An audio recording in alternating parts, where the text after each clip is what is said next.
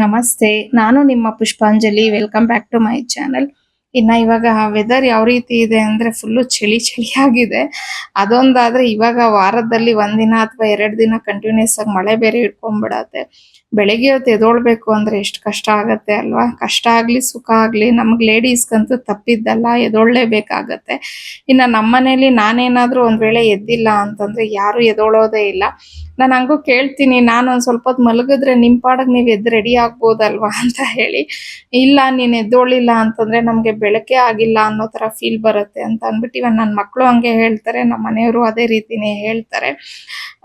ಏನು ಮಾಡಕ್ಕಾಗಲ್ಲ. ನಾನು ಹಂಗೂ ಅವ್ರನ್ನ ಕೇಳ್ತಿರ್ತೀನಿ, ಒಂದ್ಸತಿ ನನ್ಗಿಂತ ಮುಂಚೆ ನೀವು ಎದ್ದಿ ಎಲ್ಲ ಒಂಚೂರು ಟಿಫನ್ ಎಲ್ಲ ಮಾಡ್ಬೋದಲ್ವಾ, ನನ್ಗೂ ಹೆಲ್ಪ್ ಆಗತ್ತೆ ಅಂದ್ಬಿಟ್ಟು. ನಮ್ಮ ಮನೆಯವ್ರಿಗೆ ಹಂಗೇನಾದ್ರು ಹೇಳಿದ್ರೆ ನನ್ ಕೈಲಂತೂ ಎದ್ದು ಟಿಫನ್ ಎಲ್ಲ ಮಾಡಕ್ಕಾಗಲ್ಲ. ಹಂಗೂ ನಿನಗ್ ನಿದ್ದೆ ಬರ್ತಿದೆ ಅಂದ್ರೆ ಆರಾಮಾಗಿ ಮಲ್ಕೊಂಬಿಡಮ್ಮ, ಹೋಟೆಲಿಂದ ನಾನು ಟಿಫನ್ ತಂದ್ಬಿಡ್ತೀನಿ ಅಂತಾರೆ. ಬಟ್ ಒನ್ ಟೈಮ್ ಏನೋ ನಾವು ಹೋಟೆಲಿಂದ ತರಿಸ್ಬೋದು, ಆದ್ರೆ ಮಧ್ಯಾಹ್ನ ರಾತ್ರಿಗಾದ್ರೂ ನಾವ್ ಎದ್ದು ಮಾಡ್ಲೇಬೇಕಾಗತ್ತಲ್ವಾ. ಸೊ ಹಂಗಾಗಿ ನಾನು ಹೋಗ್ಲಿ ಬಿಡು ಅಂತ ಹೇಳಿ ತಲೆನೇ ಕೆಡ್ಸ್ಕೊಳಲ್ಲ, ಎದ್ಬಿಟ್ಟು ನನ್ ಪಾಡಿಗೆ ನಾನ್ ಕೆಲ್ಸ ನಾನ್ ಮಾಡ್ತಿರ್ತೀನಿ.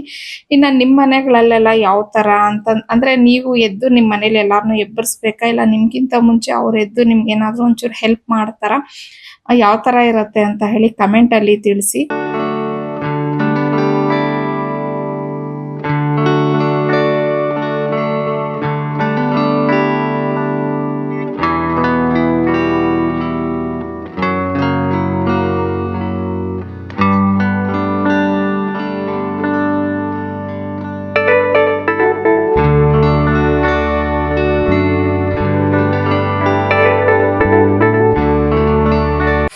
ಈ ತಿಂಗಳು ಸಹ ನಾನು ಇಂಡಸ್ ವ್ಯಾಲಿಯಿಂದ ಒಂದು 2 ಐಟಮ್ಸ್ ಅನ್ನ ತರಿಸಿದ್ದೀನಿ. ಸೊ ಫಸ್ಟ್ ಐಟಮ್ ಬಂದು ಸಾಸ್ ಪಾಟ್ ಅಂತ ಹೇಳಿ ಇದನ್ನ ತರಿಸಿದ್ದೀನಿ. ನನ್ನ ಹತ್ರ ಆಕ್ಚುಲಿ ಸಾಸ್ ಪಾಟ್ಸ್ ಆಲ್ರೆಡಿ ಒಂದು 3-4 ಇದೆ.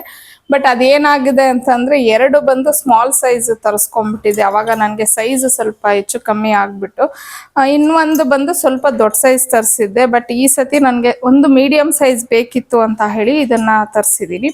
ಇದು ಟ್ರಿಪ್ಲೆ ಸ್ಟೈನ್ಲೆಸ್ ಸ್ಟೀಲು. ಸೊ ನಾನು ತುಂಬಾ ವ್ಲಾಗ್ಸ್ ಅಲ್ಲಿ ಹೇಳಿದ್ದೀನಿ, ನನಗೆ ಇಂಡಸ್ ವ್ಯಾಲಿದು ಕುಕ್ವೇರ್ ಸೆಟ್ಸ್ ತುಂಬಾನೇ ಇಷ್ಟ ಆಗತ್ತೆ. ಮತ್ತೆ ಈವನ್ ನೀವು ಸಹ ನನ್ನ ಎಷ್ಟೋ ಸತಿ ಕೇಳ್ತಾ ಇರ್ತೀರಾ, ನಿಮ್ದು ಕುಕ್ವೇರ್ ಸೆಟ್ ಎಲ್ಲ ಎಲ್ಲಿ ತಗೋತೀರಾ, ಯಾವುದು ಬ್ರ್ಯಾಂಡ್ ಅಂತ ಹೇಳ್ಬಿಟ್ಟು. ಸೊ ನಾನು ಯೂಸ್ ಮಾಡೋದೆಲ್ಲ ಆಲ್ಮೋಸ್ಟ್ ಆಲ್ ಇಂಡಸ್ ವ್ಯಾಲಿನೇ. ಸೊ ಇದು ಇಂಡಿಯಾಸ್ ನಂಬರ್ 1 ಕುಕ್ವೇರ್ ಬ್ರ್ಯಾಂಡ್ ಅಂತಾನೂ ಸಹ ಇವಾಗ ಕನ್ಸಿಡರ್ ಆಗಿದೆ. ಸೊ ಇದು ಬಂದು ಒಂದು 22 ಸೆಂಟಿಮೀಟರ್ಸ್ ಇದೆ, ವಿತ್ ಲಿಡ್ ಬಂದಿದೆ, ಮತ್ತೆ ಸ್ಟೈನ್ಲೆಸ್ ಸ್ಟೀಲ್ ಹ್ಯಾಂಡಲ್ ಬಂದಿದೆ. ಇದು ಒಂದು ತರ್ಸ್ಕೊಂಡಿದೀನಿ. ಅಂದ್ರೆ ಇವಾಗ ಸಾರು ಆತರ ಎಲ್ಲ ಏನಾದ್ರು ಮಾಡೋದಕ್ಕೆ ಬೇಕು ಅಂತ ಹೇಳ್ಬಿಟ್ಟು. ಅಂದ್ರೆ ನಾನು ಲಾಸ್ಟ್ ಟೈಮ್ ತರ್ಸ್ಕೊಂಡಿರೋ 2 ಸಾಸ್ ಪಾಟ್ ಏನ್ ಮಾಡಿದೀನಿ ಅಂದ್ರೆ ಅದನ್ನ ಪಾಯಸ ಮಾಡಕ್ಕೆ, ಸ್ವೀಟ್ ಮಾಡಕ್ಕೆ ಅಂತಾನೆ ಇಟ್ಬಿಟ್ಟಿದೀನಿ. ಅದರಲ್ಲಿ ಖಾರ ಎಲ್ಲ ಏನು ಮಾಡೋದು ಬೇಡ ಅಂತ ಹೇಳಿ. ಯಾಕಂದ್ರೆ ಇವಾಗ ಕೆಲವು ಸತಿ ನಾನು ನೈವೇದ್ಯಕ್ಕೆ ಅಂತ ಎಲ್ಲ ಹೇಳಿ ಸ್ವಲ್ಪ ಸ್ವೀಟ್ ಐಟಮ್ಸ್ ಮಾಡ್ಕೋತಾ ಇರ್ತೀನಿ ಅಲ್ವಾ ದೇವ್ರಿಗೆ ಅಂತ ಅಂದ್ಬಿಟ್ಟು. ಸೊ ಹಂಗಾಗಿ ಅದನ್ನ ಸಪ್ರೇಟ್ ಆಗಿ ಇಟ್ಬಿಟ್ಟಿದ್ದೆ. ಅದರಲ್ಲಿ ನಾನು ಸಾರೆಲ್ಲ ಏನು ಮಾಡ್ತಾ ಇರ್ಲಿಲ್ಲ. ಬಟ್ ನನ್ಗೆ ಸಾರು ಮಾಡೋದಕ್ಕೆ ಒಂದೇ ಒಂದು ಇತ್ತು, ಅದನ್ನೇ ಯಾವಾಗ್ಲೂ ಯೂಸ್ ಮಾಡ್ತಾ ಇದ್ದೆ. ಹಂಗಾಗಿ ಇನ್ನೊಂದಿರ್ಲಿ ಅಂತ ಹೇಳಿ ಇದನ್ನ ತರಿಸ್ಕೊಂಡಿದ್ದು. ಮತ್ತೆ ಹಾಗೆ ಅದ್ರ ಜೊತೆಗೆ ಇದು ಒಂದನ್ನ ತರಿಸಿದ್ದೀನಿ. ಇದು ಬಂದು ನಮ್ಗೆ ಮಲ್ಟಿಪಲ್ ಯೂಸ್ ಮಾಡ್ಕೋಬಹುದು ನಾವು. ಅಂದ್ರೆ ನಾನು ಒಂದು ಹಸಿ ಹಿಟ್ಟು ಕಲ್ಸಕ್ ಆಗಿರ್ಬೋದು, ಇಲ್ಲ ಇದನ್ನ ನಾವ್ ಇವನ್ ಕಡಾಯಿ ತರಾನು ಯೂಸ್ ಮಾಡ್ಬೋದು, ಒಂದು ಮಿಕ್ಸಿಂಗ್ ಬೌಲ್ ಅಂತಾನು ಅನ್ಕೊಬಹುದು. ಇಲ್ಲ ಇವನ್ ಇದ್ರಲ್ಲೂ ಸಹ ನಾವ್ ಏನಾದ್ರು ಪಲ್ಯಗಳು, ಏನಾದ್ರು ಕರಿ ಆತರ ಏನಾದ್ರು ಮಾಡ್ಕೋಬೇಕು ಗ್ರೇವೀಸ್ ಅಂತಂದ್ರು ಮಾಡ್ಕೊಬಹುದು. ಇದು ಅಷ್ಟೇ ನಾನು 26 ಸೆಂಟಿಮೀಟರ್ಸ್ ಅಂದ್ರೆ ಲಾರ್ಜ್ ತರಿಸಿದ್ದೀನಿ. ಇದರಲ್ಲಿ ನನ್ನ ಹತ್ರ ಆಲ್ರೆಡಿ ಒಂದು ಸ್ಮಾಲ್ ಸೈಜ್ ಇತ್ತು. ಇದು ತರಿಸಿ ತುಂಬಾ ದಿನ ಆಗಿತ್ತು, ಸ್ಮಾಲ್ ಸೈಜ್ ಇತ್ತು. ಇದು ಒಂದು ನಾನು ಸಲಾಡ್ ಎಲ್ಲ ಏನಾದ್ರು ಮಾಡ್ಕೊಳಕ್ಕೆ ಅಂತ ತರಿಸ್ಕೊಂಡಿದ್ದೆ. ಇದು ಬಂದು ಸ್ಮಾಲ್ ಸೈಜ್, ಇದು ಲಾರ್ಜು. ಸೊ ಇದರಲ್ಲಿ ಇನ್ನೊಂದು ಮೀಡಿಯಂ ಸೈಜು ಇತ್ತು, ಬಟ್ ನಾನು ಈ ಸತಿ ಲಾರ್ಜ್ ಬೇಕು ಅಂತ ಹೇಳಿ ಅದನ್ನ ತರಿಸ್ಕೊಂಡೆ. ಇದಕ್ಕೂ ಅಷ್ಟೇ ಲಿಡ್ ಕೊಟ್ಟಿದ್ದಾರೆ. ಸೊ ಇನ್ನ ಇಂಡಸ್ ವ್ಯಾಲಿಲಿ ಆಲ್ಮೋಸ್ಟ್ ಆಲ್ ನಿಮ್ಗೆ ಪ್ರತಿಯೊಂದು ಪ್ರಾಡಕ್ಟ್ಗೂ ಲಿಡ್ ಕೊಟ್ಟೆ ಕೊಡ್ತಾರೆ. ಕೆಲವು ಪ್ರಾಡಕ್ಟ್ಸ್ಗೆ ಮಾತ್ರ ಲಿಡ್ ಇಲ್ಲ. ಸೊ ಅದನ್ನ ನಾವು ಬೇಕಾದ್ರೆ ಬೇರೆ ಐಟಮ್ಸ್ ಏನ್ ಕೊಟ್ಟಿರ್ತಾರೆ ಅದನ್ನ ಯೂಸ್ ಮಾಡ್ಕೋಬಹುದು. ಸೊ ಇದು ನಾನು ಹೇಳದ್ನಲ್ಲ ಆಗ್ಲೇ, ಮಲ್ಟಿಪರ್ಪಸ್ಗೋಸ್ಕರ ತರಿಸ್ಕೊಂಡಿದ್ದು ನಾನು. ಇದು ಬಂದು ಅದೇ ಈ ಸಾರು ಈ ತರ ಏನಾದ್ರು ಮಾಡೋದಕ್ಕೆ ಬೇಕು ಅಂತ ಹೇಳಿ ಇದನ್ನ ತರಿಸಿದ್ದು. ನಾನು ಇದಲ್ದಿರ ಬೇರೆ ಬೇರೆ ತುಂಬಾ ಇಂಡಸ್ ವ್ಯಾಲಿ ಪ್ರಾಡಕ್ಟ್ಸ್ ನ ಯೂಸ್ ಮಾಡ್ತಿದ್ದೀನಿ. ಅದು ನನ್ನ ರೆಗ್ಯುಲರ್ ವ್ಯೂವರ್ಸ್ಗೆಲ್ಲ ಗೊತ್ತಿದೆ. ಸೊ ನಿಮಗೂ ಆ ಥರ ಪ್ರಾಡಕ್ಟ್ಸ್ ಎಲ್ಲ ಏನಾದರೂ ಬೇಕು ಅಂತಂದರೆ ಅವರ ವೆಬ್ಸೈಟ್ಗೆ ಹೋಗಿ ನೀವು ಪರ್ಚೇಸ್ ಮಾಡ್ಬೋದು. ಪ್ರತಿಯೊಂದು ಲಿಂಕ್ ನಾನು ಡಿಸ್ಕ್ರಿಪ್ಷನಲ್ಲಿ ಕೊಟ್ಟಿರ್ತೀನಿ. ಆಮೇಲೆ ಇನ್ನೊಂದು ಏನಂತಂದರೆ ನೀವು ಒಂದು ವೇಳೆ ಪರ್ಚೇಸ್ ಮಾಡಬೇಕು ಅಂತ ಅಂದಾಗ ನನ್ನ ಕೂಪನ್ ಕೋಡ್ ಪುಷ್ಪ ಮಹೇಶ್ ಅನ್ನೋದನ್ನು ಯೂಸ್ ಮಾಡಿದ್ದೀರಾ ಅಂತಂದರೆ ನಿಮಗೆ ಒಂದು 12% ಡಿಸ್ಕೌಂಟ್ ಅನ್ನೋದು ಸಿಗುತ್ತೆ. ಮತ್ತು ನಾನು ಇಂಡಸ್ ವ್ಯಾಲಿ ಪ್ರಾಡಕ್ಟ್ಸ್ನ ಯೂಸ್ ಮಾಡೋಕ್ಕೆ ಇನ್ನೊಂದು ಏನು ರೀಸನ್ ಅಂದರೆ ಇದು ಕ್ಲೀನಿಂಗ್ ತುಂಬಾ ಈಸಿ. ಸೊ ಅದು ಒಂದು ರೀಸನ್ ಇದೆ ನಾನು ಇಂಡಸ್ ವ್ಯಾಲಿ ಪ್ರಾಡಕ್ಟ್ಸ್ನ ಯೂಸ್ ಮಾಡೋದಕ್ಕೆ. ಸೊ ನಿಮ್ಗೆ ಏನಾದರೂ ಬೇಕು ಅಂತಂದರೆ ನಾನು ಆಗಲೇ ಹೇಳ್ದಂಗೆ ಲಿಂಕನ್ನ ನಾನು ಡಿಸ್ಕ್ರಿಪ್ಷನಲ್ಲಿ ಕೊಟ್ಟಿರ್ತೀನಿ, ಅಲ್ಲಿ ಹೋಗಿ ನೀವು ಚೆಕ್ ಮಾಡ್ಕೋಬೋದು. ಪರ್ಚೇಸ್ ಮಾಡೋ ಟೈಮಲ್ಲಿ ಖಂಡಿತ ನನ್ನ ಕೂಪನ್ ಕೋಡ್ನ ಯೂಸ್ ಮಾಡೋದನ್ನು ಮರಿಬೇಡಿ. ಅದನ್ನು ಯೂಸ್ ಮಾಡಿದ್ದೀರಾ ಅಂದರೆ ನಿಮಗೊಂದು 12% ಡಿಸ್ಕೌಂಟ್ ಅನ್ನೋದು ಸಿಗುತ್ತೆ.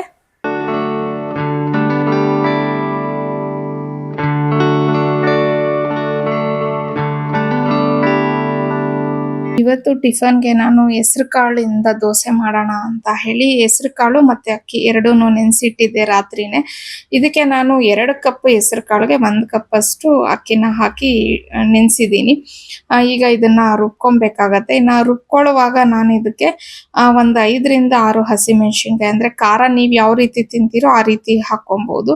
ಅದಾದಮೇಲೆ ಒಂದು ಸ್ವಲ್ಪ ಶುಂಠಿನ ಹಾಕ್ಕೊಂಡಿದ್ದೀನಿ ಮತ್ತು ರುಚಿಗೆ ತಕ್ಕಷ್ಟು ಉಪ್ಪನ್ನ ಹಾಕ್ಕೊಬೇಕಾಗತ್ತೆ.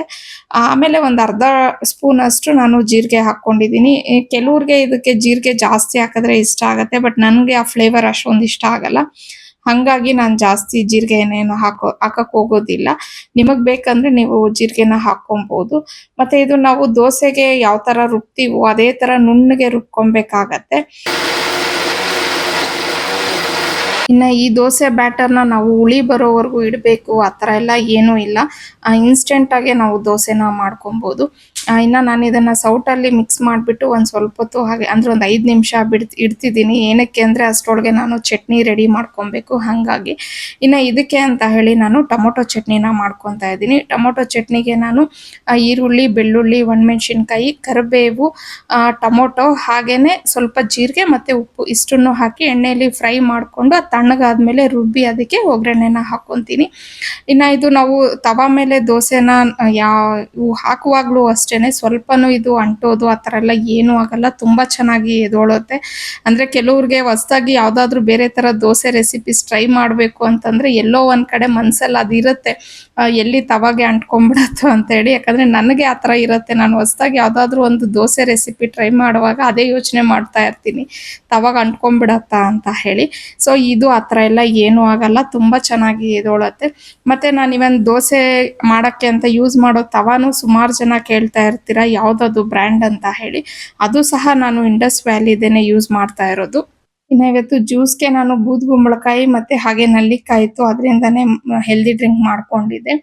ಹಾಗೆ ಸಾರಿಗೆ ನಾನಿವತ್ತು ಉಪ್ಸಾರನ್ನ ಮಾಡ್ತಾ ಇದ್ದೀನಿ. ಇನ್ನು ಉಪ್ಸಾರು ಬಂದು ಆ್ಯಕ್ಚುಲಿ ನಮ್ಮ ಫ್ಯಾಮಿಲೀಸಲ್ಲಿ ಯಾರೂ ಮಾಡೋದಿಲ್ಲ. ನಾನು ಮಾಡ್ತೀನಿ ಮತ್ತು ಅಮ್ಮ ಮಾಡ್ತಾರೆ. ಅಮ್ಮನಿಗೂ ತುಂಬಾ ಇಷ್ಟ ಆಗುತ್ತೆ. ಏನಕ್ಕೆ ನಮ್ಮ ಫ್ಯಾಮಿಲೀಸಲ್ಲಿ ಯಾರೂ ಮಾಡಲ್ಲ ಅಂತ ಹೇಳ್ತಿದ್ದೀನಿ ಅಂದರೆ ತುಂಬ ಜನಕ್ಕೆ ಗೊತ್ತಿರುತ್ತೆ ನಾವು ತೆಲುಗು ಅಂತ ಹೇಳಿಬಿಟ್ಟು. ಸೊ ತೆಲುಗು ಫ್ಯಾಮಿಲೀಸಲ್ಲಿ ಸ್ವಲ್ಪ ಈ ಸಾರೆಲ್ಲ ಅಷ್ಟೊಂದು ಯಾರಿಗೂ ಗೊತ್ತಿಲ್ಲ, ಮಾಡೋದು ತುಂಬ ತೀರಾ ಕಡಿಮೆ. ಯಾರೋ ಒಬ್ಬೊಬ್ಬರು ಮಾಡ್ಬೋದೇನೋ, ಅದು ನನಗೆ ಸರಿಯಾಗಿ ಗೊತ್ತಿಲ್ಲ. ಆದರೆ ನನಗೆ ತುಂಬಾ ಇಷ್ಟ ಆಗುತ್ತೆ. ನನಗೆ ಮತ್ತು ಹನಿಗೆ ಫೇವ್ರೇಟ್ ಅಂತಲೇ ಹೇಳ್ಬೋದು. ಅದರಲ್ಲೂ ನಾನು ಈ ಹಸಿ ಕಾಳು ಸೀಸನ್ ಬರುತ್ತೆ ಅಲ್ವಾ, ಅವರೆಕಾಯಿ ಮತ್ತು ಇದು ತೊಗರಿಕಾಯಿ. ಸೊ ಈ ಸೀಸನ್ ಬಂದಾಗ ನಾನು ಕಂಪಲ್ಸರಿಯಾಗಿ ಅಟ್ಲೀಸ್ಟ್ ಒಂದು 10 ದಿನಕ್ಕೆ ಒಂದ್ಸತಿ ಆದರೂ ನಾನು ಉಪ್ಸಾರು ಖಂಡಿತ ಮಾಡೇ ಮಾಡ್ತೀನಿ. ನಮ್ಮನೆಯವ್ರಿಗೇನು ಅಷ್ಟೊಂದು ಇಷ್ಟ ಆಗಲ್ಲ, ಬಟ್ ಅವ್ರೇನಂದರೆ ಪಲ್ಯ ತಿಂತಾರೆ, ಕಾಳು ಎಲ್ಲ ಅವ್ರಿಗೂ ಇಷ್ಟ ತಿಂತಾರೆ. ಸಾರಲ್ಲಿ 1 ಟೈಮ್ ತಿಂತಾರೆ ಅಷ್ಟೇ, ಮತ್ತೆ ಅಗೇನ್ ಸೆಕೆಂಡ್ ಟೈಮ್ ಅದೇ ಸಾರು ಇಟ್ಟರೆ ತಿನ್ನಲ್ಲ ಅವರು. ಬೇರೆ ಏನಾದರೂ ಮಾಡಮ್ಮ, ಚಪಾತಿನೋ ಇಲ್ಲ ಉಪ್ಪಿಟ್ಟು ಏನಾದರೂ ಮಾಡಿಕೊಟ್ಬಿಡು 1 ಟೈಮ್ಗೆ ನನಗೆ ಅಂತ ಹೇಳ್ತಾರೆ. ಬಟ್ ನಾನು ಮತ್ತು ಹನಿ ಮಾತ್ರ ಇವತ್ತಿನ ಮಾಡಿರೋದು ನೆಕ್ಸ್ಟ್ ಡೇಗೂ ಸಹ ಇಟ್ಕೊಂಡು ತಿಂತೀವಿ ನಾವು.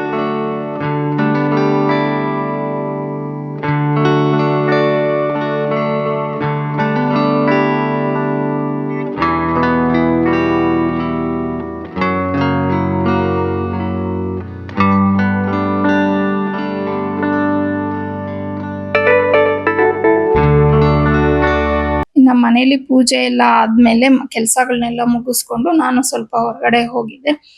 ಏನಕ್ಕೆ ಹೋಗಿದ್ದೆ ಅಂತಂದ್ರೆ ನಾನು ಲಾಸ್ಟ್ ಟೈಮ್ ಒಂದು ನೆಕ್ಲೆಸ್ ತಗೊಂಡಿದ್ದೆ ಅಂತ ಹೇಳದ್ನಲ್ವಾ, ಅದು ನಾವು ಅವತ್ತು ತಗೊಂಡ್ ಬಂದಿರ್ಲಿಲ್ಲ. ಯಾಕಂದ್ರೆ ಅದು ಹಾಲ್ ಮಾರ್ಕ್ ಹಾಕಿರ್ಲಿಲ್ಲ. ಹಂಗಾಗಿ ಅವ್ರು ಒಂದ್ 2 ದಿನ ಬಿಟ್ಕೊಂಡ್ ಬನ್ನಿ ಅಂತ ಹೇಳಿದ್ರು. ಆಮೇಲೆ ನನ್ಗೂ ಹೋಗಕ್ಕೆ ಆಗಿರ್ಲಿಲ್ಲ. ಸರಿ ಅಂತ ಹೇಳಿ ಇವತ್ತು ಸ್ವಲ್ಪ ಫ್ರೀ ಮಾಡ್ಕೊಂಡಿದ್ದೆ. ನಮ್ಮನೆಯವ್ರುನು ಹೋಗಿ ತಗೊಂಡ್ ಬಂದ್ಬಿಡಮ್ಮ ಅದನ್ನ ಅಂತ ಹೇಳ್ತಾ ಇದ್ರು. ಹಂಗಾಗಿ ಹೋದೆ. ಇನ್ನ ನಾನು ಬೆಳಿಗ್ಗೆನೆ ಜಾನ್ಸಿಗೆ ಫೋನ್ ಮಾಡಿದ್ದೆ, ಈ ತರ ನೆಕ್ಲೆಸ್ ತಗೊಂಡ್ ಬರ್ಬೇಕು ಬಾರೆ ಜೊತೆಗೆ ಅಂತ ಹೇಳಿ. ಅಂದ್ರೆ ನಾವಿಬ್ರು ಯಾವ ತರ ಅಂತಂದ್ರೆ ಎಲ್ಲೋದ್ರು ಒಬ್ರಿಗೊಬ್ರು ಫೋನ್ ಮಾಡ್ಬಿಟ್ಟು ಕರಿತೀವಿ. ಯೂಶುವಲಿ ವಾಣಿನೂ ಪಾಪ ಬರ್ತಾಳೆ, ಬಟ್ ಅವಳು ಅದೇ ಕೆಲ್ಸಕ್ಕೆ ಹೋಗೋದ್ರಿಂದ ಅವಳು ನಾರ್ಮಲ್ ಡೇಸ್ ಅಲ್ಲಿ ಸ್ವಲ್ಪ ಬರಕ್ ಆಗಲ್ಲ ಅವಳಿಗೆ. ಬಟ್ ನಾನು ಜಾನ್ಸಿ ಅಂತೂ ರೆಗ್ಯುಲರ್ ಆಗಿ ಓಡಾಡ್ತಾ ಇರ್ತೀವಿ. ಆಮೇಲೆ ಅವಳುನು ಯಾವ್ದೋ ಒಂದು ಇಯರಿಂಗ್ಸ್ ಅವಳದು ಅಂದ್ರೆ ಸುಮಾರು ವರ್ಷಗಳದ್ದು, ಒಂದು 10-12 ವರ್ಷದ ಅನ್ಸುತ್ತೆ, ಅದು ಕಟ್ ಆಗ್ಬಿಟ್ಟಿತ್ತಂತೆ. ಹೆಂಗೂ ಅದನ್ನು ನಾನು ರಿಪೇರಿ ಮಾಡಿಸ್ಬೇಕಕ್ಕ, ಸುಮಾರು ಒಂದು 4 ವರ್ಷದಿಂದ ಅದನ್ನ ಹಾಕೊಳ್ತಾನೆ ಇಲ್ಲ, ಕಟ್ ಆಗ್ಬಿಟ್ಟಿದೆ ಅಂತ ಅಂದ್ಲು. ಸರಿ ಬಂದು ಅದನ್ನ ಹಂಗೆ ರಿಪೇರಿ ಕೊಟ್ಟು ಹೋಗೋಣ ಬಾ ಅಂತ ಅಂದ್ಬಿಟ್ಟು ಇಬ್ರು ಅನ್ಕೊಂಡು ಹೋದ್ವಿ. ಬಟ್ ಅವಳದು ಇಯರಿಂಗ್ಸು ಅದು ರೆಡಿ ಮಾಡಕ್ ಆಗಲ್ಲ ಅಂತ ಹೇಳಿದ್ರು. ಅಂದ್ರೆ ರೆಡಿ ಮಾಡ್ಬೋದು, ಬಟ್ ಅದೇಗೇನ್ ಕಟ್ ಆಗುತ್ತೆ ಅಂತ ಅಂದ್ರು. ಸರಿ ನಾನು ಏನಕ್ ಸುಮ್ನೆ ಅಗೇನ್ ಅದನ್ನ ರಿಪೇರಿ ಮಾಡಿಸ್ತಿರ್ತೀಯ, ಹಾಕ್ಬಿಟ್ಟು ಇನ್ನೊಂದು ಇಯರಿಂಗ್ಸ್ ತಗೊಂಬಿಡೆ ಅಂತ ಹೇಳ್ದೆ. ಸರಿ ಅಂತ ಅವಳು ನೋಡಿದ್ಲು.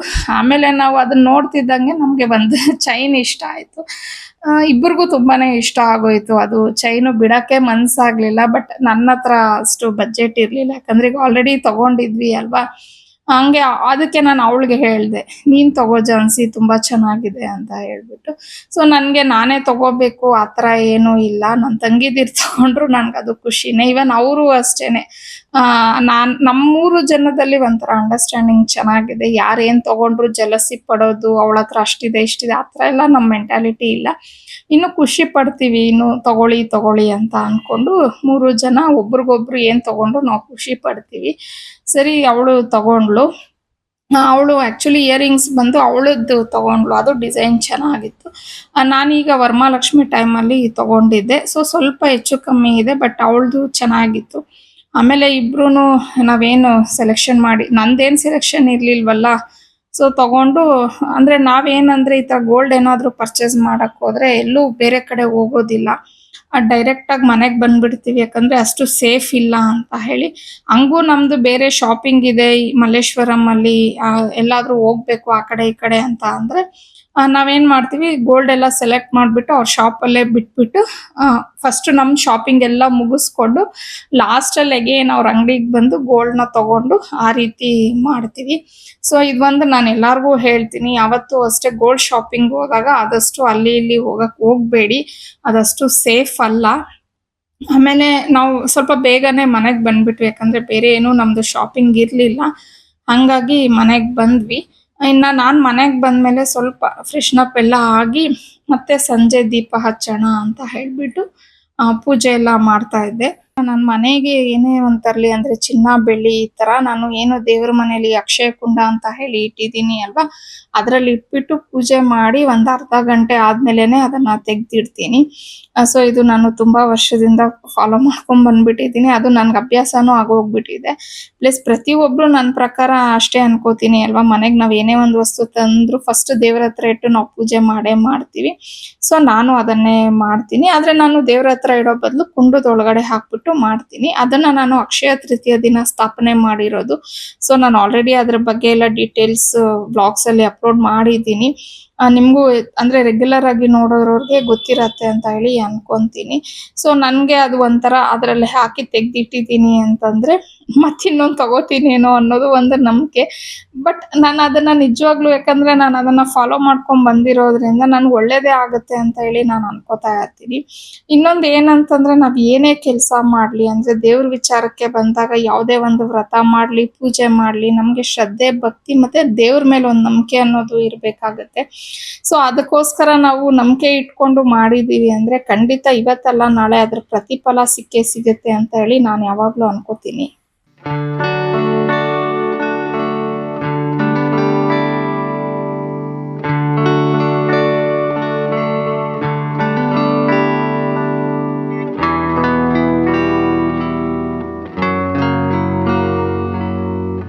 ಇದು ಬಂದು ಮಾರನೇ ದಿನ. ಅವತ್ತಿನ ದಿನ ನಾನು ಮನೇಲಿ ಎಲ್ಲ ಕೆಲಸ ಆದ್ಮೇಲೆ ಕಿಚನಲ್ಲಿ ಒಂದೆರಡು ಕಬೋರ್ಡ್ಸ್ನ ಕ್ಲೀನ್ ಮಾಡಿಬಿಡೋಣ ಅಂತ ಹೇಳಿ ಮಾಡ್ಕೊತಾ ಇದ್ದೆ. ನಾನು ರೆಗ್ಯುಲರ್ ಆಗಿ ಈ ಥರ ಮಾಡ್ತಾನೆ ಇರ್ತೀನಿ.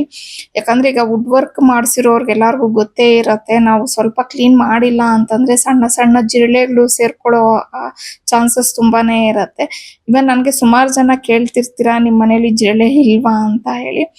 ನಿಜವಾಗ್ಲೂ ಇಲ್ಲ ನಮ್ಮ ಮನೇಲಿ. ನನಗೆ ಯಾವಾಗಾದ್ರೂ ಅಪರೂಪಕ್ಕೆ ಒಂದೇ ಒಂದು ಸಣ್ಣ ಜಿರಳೆ ಕಾಣಿಸ್ತು ಅಂತಂದ್ರೆ ನಾನು ಫುಲ್ ಕ್ಲೀನ್ ಮಾಡ್ಬಿಡ್ತೀನಿ. ಅವಾಗವಾಗ ನಾವು ಈ ರೀತಿ ಕ್ಲೀನ್ ಮಾಡ್ಕೊತಾ ಇದ್ರೆ ಆ ಥರ ಪ್ರಾಬ್ಲಮ್ ಆಗೋದು ಇಲ್ಲ. ಪ್ಲಸ್ ನನ್ಗೇನಂದ್ರೆ ನನಗೆ ಒಂದೇ ಸತಿ ನಾನು ಕ್ಲೀನ್ ಮಾಡೋದಿಲ್ಲ, ನನಗೆ ಟೈಮ್ ಸಿಕ್ಕತ್ತಲ್ವಾ, ಸೊ ಎರಡೆರಡೇ ಮಾಡ್ಕೊತೀನಿ. ಇನ್ನ ಇವತ್ತು ಸ್ವಲ್ಪ ನೀರ್ ಕಾದಿರ್ಲಿಲ್ಲ ಇನ್ನು. ಸೋಲಾರ್ ಅಂದ್ರೆ ಇವಾಗ ಸ್ವಲ್ಪ ಥಂಡಿ ಅಲ್ವಾ, ಹಂಗಾಗಿ ಮಧ್ಯಾಹ್ನದ ಮೇಲೆ ಸ್ನಾನ ಮಾಡ್ಕೊಳ್ಳೋಣ ಅನ್ಕೊಂಡೆ. ಅಷ್ಟೊತ್ವರೆಗೂ ಯಾಕೆ ಟೈಮ್ ವೇಸ್ಟ್ ಮಾಡೋದು, ಏನಾದ್ರೂ ಒಂಚೂರು ಕ್ಲೀನ್ ಮಾಡ್ಕೊಳ್ಳೋಣ ಅಂತ ಹೇಳಿ ಕುತ್ಕೊಂಡು ಹಂಗೇನೆ ನಾನು ಇದನ್ನೆಲ್ಲ ಕ್ಲೀನ್ ಮಾಡ್ಕೊತಾ ಇದ್ದೆ. ಸೊ ನಾನು ಲಾಸ್ಟ್ ವ್ಲಾಗಲ್ಲೂ ಹೇಳಿದ್ದೆ, ನಾನು ಸ್ನಾನ ಮಾಡೋಕ್ಕಿಂತ ಮುಂಚೆ ಎಷ್ಟು ಕೆಲಸನಾದ್ರೂ ಮಾಡ್ಬಿಡ್ತೀನಿ, ಸ್ನಾನ ಮಾಡಾದ್ಮೇಲೆ ನನಗೆ ಅಷ್ಟೊಂದು ನನ್ನ ಕೈಲಿ ಆಗೋದಿಲ್ಲ. ಹಾಗಾಗಿ ಇವಾಗ ಸರಿ ಇನ್ನೂ 1 ಅವರ್ ಟೈಮ್ ಇತ್ತು, ಇದನ್ನೆಲ್ಲ ಮಾಡ್ಕೊತಾ ಇದ್ದೀನಿ. ಹಾಗೆ ಇನ್ನೊಂದು ವಿಚಾರ ನಾನು ಹೇಳ್ಬೇಕಿತ್ತು, ನೆಕ್ಲೆಸ್ದು ಸ್ವಲ್ಪ ಡೀಟೇಲ್ಸನ್ನು ನಾನು ಕೊಡಬೇಕು ಅಂತ ಹೇಳಿ ಅನ್ಕೊಂಡಿದ್ದೀನಿ. ನಾನು ತಗೊಂಡಿರುವಂಥ ನೆಕ್ಲೆಸ್ ಬಂದು ಆ್ಯಕ್ಚುಲಿ 22 ಗ್ರಾಮ್ಸ್ ಇತ್ತು. ಆ ಕೆಳಗಡೆ ಗ್ರೀನ್ ಕಲರ್ ಬೀಡ್ಸ್ ಬಂದಿತ್ತು. ಅದನ್ನೆಲ್ಲ ಮೈನಸ್ ಮಾಡಿದ್ರೆ ಗೋಲ್ಡ್ ಬಂದು 20 ಗ್ರಾಮ್ ಏನೋ ಬರುತ್ತೆ. ಸೊ ನಾನು ಅದೇ ಲಾಸ್ಟ್ ವ್ಲಾಗಲ್ಲೂ ಹೇಳ್ದಂಗೆ ನಮ್ಮ ಮನೆಯವರು 20 ಗ್ರಾಮ್ಸ್ ಅಲ್ಲೇ ತಗೊಮ್ಮ ಅಂತ ಅಂದ್ಬಿಟ್ಟು ಹೇಳಿದ್ರು. ಹಾಗಾಗಿ ನಾನು ಅಷ್ಟರಲ್ಲೇ ನೋಡಿದೆ. ಮತ್ತು ಈಗ ಈ ನೆಕ್ಲೆಸ್ ತೊಗೊಳೋದಕ್ಕೆ ಒಂದು ರೀಸನ್ ಇದೆ. ಏನಂದರೆ ಈಗ ನಮ್ಮ ಅಮ್ಮವ್ರದ್ದು ಮನೆ ಗೃಹ ಪ್ರವೇಶ ಬರ್ತಾ ಇದೆ, ಇನ್ನೊಂದು 1.5 ತಿಂಗಳೇನೋ ಇದೆ ಅನ್ಕೋತೀನಿ. ಸೊ ನಾನೇನಂದರೆ ಈಗ ನಾನೇನೋ ಗೋಲ್ಡ್ ಹಾಕ್ಕೊಂಡ್ಬಿಡ್ತೀನಿ, ಬಟ್ ನನಗೆ ನನ್ನ ಮಕ್ಳಿಗೂ ಗೋಲ್ಡ್ ಹಾಕಬೇಕು ಅಂತ ಹೇಳಿ ಆಸೆ ಇತ್ತು. ಹಾಗಾಗಿ ದೀಪಾವಳಿ ಟೈಮಲ್ಲಿ ಹನಿ ಬಂದಿದ್ಲಲ್ವ, ಅವಾಗ ನನ್ನ ಹತ್ರ ಏನು ಜ್ಯುವೆಲ್ಸ್ ಇತ್ತು ನಾನು ಅವ್ರಿಗೆ ಅದನ್ನು ಹೇಳಿದೆ, ನೀನು ಈ ಜ್ಯುವೆಲ್ಸ್ ಹಾಕೋ, ನೀನು ಇದನ್ನು ಹಾಕೋ ಅಂತ ಹೇಳಿಬಿಟ್ಟು. ಸರಿ ಯಾಕೋ ಹನಿಗೆ ನಾನು ಸೆಲೆಕ್ಟ್ ಮಾಡಿರೋ ಅಂತ ಅಂದರೆ ನನ್ನ ಹತ್ರ ಏನು ಒಂದು ನೆಕ್ಲೆಸ್ ಇತ್ತು ಅದನ್ನು ನಾನು ಅವಳ ಹಾರಕ್ಕೆ ಮ್ಯಾಚ್ ಆಗುತ್ತೆ ಅಂತ ಹೇಳಿ ಅದನ್ನು ಸೆಲೆಕ್ಟ್ ಮಾಡಿ ಹೇಳಿದೆ ಅವಳಿಗೆ. ಅವಳಿಗೆ ಯಾಕೋ ಇಷ್ಟನೇ ಆಗಲಿಲ್ಲ. ಅದಕ್ಕೆ ಅವಳು ಅಮ್ಮ ನನಗೆ ಆ ನೆಕ್ಲೆಸ್ ಇಷ್ಟ ಆಗಲಿಲ್ಲ ಅಂತ ಹೇಳಿದ್ಲು. ಸರಿ ನನ್ನ ಹತ್ರ ಬೇರೆ ಆಪ್ಷನ್ ಇರಲಿಲ್ಲ, ಏನಮ್ಮ ಮಾಡೋದು ಅಂತ ಹೇಳಿದೆ. ಅವಳು ಹೋಗ್ಲಿ ಬಿಡಮ್ಮ ನಾನು ಬರೀ ಹಾರನೇ ಹಾಕ್ಕೋತೀನಿ ಅಂದ್ಲು. ಅದು ಯಾಕೋ ನನಗೆ ಮನ್ಸು ಒಪ್ಪಲಿಲ್ಲ. ಈಗ ನಾನು ಹಾಕ್ಕೊಂಡಿರ್ತೀನಿ, ಪಾವನಿನೂ ಹಾಕ್ಕೊಂಡಿರ್ತಾಳೆ, ಅವಳು ಒಬ್ಳ ಪಾಪ ಅಂದ್ಬಿಟ್ಟು. ಆಮೇಲೆ ಅವಳು ಅದು ಹೆಂಗೆ ಹೇಳೋದ್ಲು ಏನು ಅಂತ ಗೊತ್ತಿಲ್ಲ, ನನಗೆ ಒಂದು ನೆಕ್ಲೆಸ್ ಕೊಡಿಸಿ ಅಂತ ಅಂದ್ಬಿಟ್ಟು ಕೇಳೋದ್ಲು. ನಮ್ಮ ಮಕ್ಕಳು ಯಾವತ್ತೂ ನಮ್ಮನ್ನು ಗೋಲ್ಡ್ ಆಗಲಿ ಸಿಲ್ವರ್ ಆಗಲಿ ಕೇಳ್ದವ್ರೆ ಅಲ್ಲ. ಸಣ್ಣ ಪುಟ್ಟ ಏನಾದರೂ ಶೂಸ್ ಬೇಕು, ಬಟ್ಟೆ ಬೇಕು, ಈ ಥರ ಏನಾದರೂ ಕೇಳ್ತಿದ್ರು ಅಷ್ಟೇ.